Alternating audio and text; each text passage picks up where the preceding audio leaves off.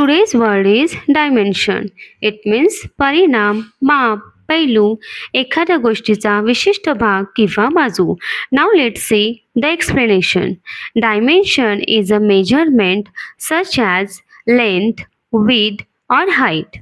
It can also mean a different aspect or side of a situation, idea, or problem. We use the word dimension in mathematics, science, design, and everyday English. Understanding different dimensions help us see the complete picture. It means dimension म्हणजे एखाद्या वस्तूचे लांबी, रुंदी, उंची यांसारखे परिणाम. तसेच एखाद्या विषयाचा विशिष्ट पैलू किंवा बाजू असा देखील त्याचा अर्थ होतो. हा शब्द गणित, विज्ञान, डिझाईन आणि दैनंदिन इंग्रजीमध्ये मोठ्या प्रमाणावर वापरला जातो.